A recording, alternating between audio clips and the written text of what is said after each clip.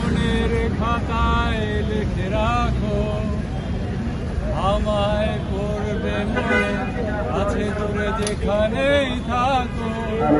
হাসিনা দেখো দেখো দেখো দেখো, কি দেখবে এটা তো বলতে হবে। হাসিনা কি দেখবে? ওই ফাঁসির জন্য দড়ি নিয়ে কি আপনি উল্লেখ করেন? মনে করি শেখ হাসিনার ফাঁসির পাশাপাশি ফাঁসির পর তার যে মৃত্যুদণ্ড প্রিয় বিশ্ববাসী, এটা বাংলাদেশের প্রিয় দেশবাসী এবং আমার প্রাণপ্রিয় জন্মভূমি রাজবাড়ী জেলাবাসী, সকল মুসলিমদের প্রতি আমার সালাম এবং অন্যান্য জাতি ধর্মের প্রতি আমার শুভেচ্ছা ও অভিনন্দন।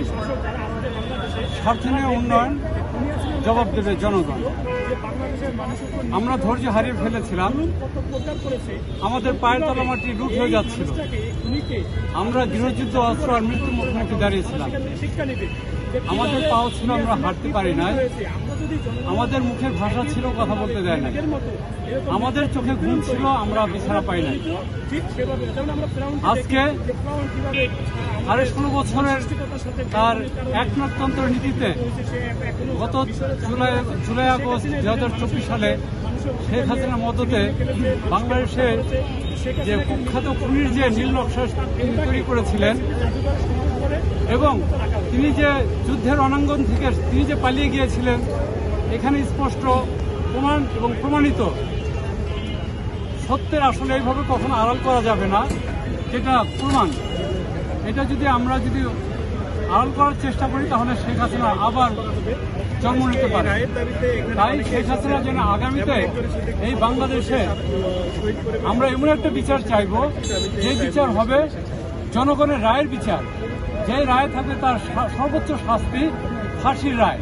এবং এই ফাঁসির রায় যদি আমরা প্রতিষ্ঠিত পাই তাহলে আমরা আইনের প্রতি আমাদের শ্রদ্ধা থাকবে, মান্যতা থাকবে এবং এদের শান্তিতে থাকবে।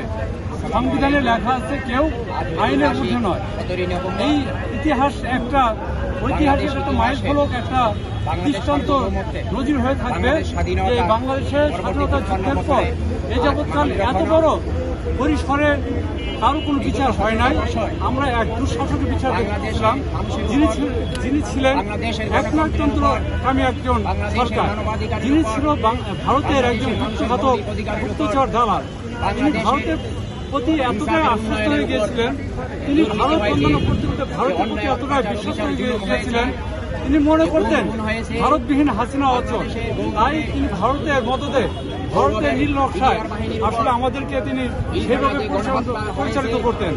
আমরা শেখ হাসিনার ফাঁসি চাই, সর্বোচ্চ ফাঁসি, এবং শুধু আমার একার ফাঁসি না, স্বাধীনতা যুদ্ধের পর এই আমাদের 18 কোটি মানুষের সকলের বিবেকের জায়গা থেকে শেখ হাসিনা কিন্তু আমার কোনো ক্ষতি করে নাই, কিন্তু আমি একজন সুশীল সমাজের মতো বিবেকবান মানুষের নীতি অনুসরণ করে বলতে পারবো শেখ হাসিনা বাংলাদেশের সাথে চরম একটা বিশ্বাসঘাতকতার পরিচয় দিয়েছিলেন। এই দেশে কোনো বিশ্বাসঘাতকতার স্থান থাকবে না। তার ফলপ্রসূত আমরা আরেকবার দেখেছি সেই 75-15 আগস্ট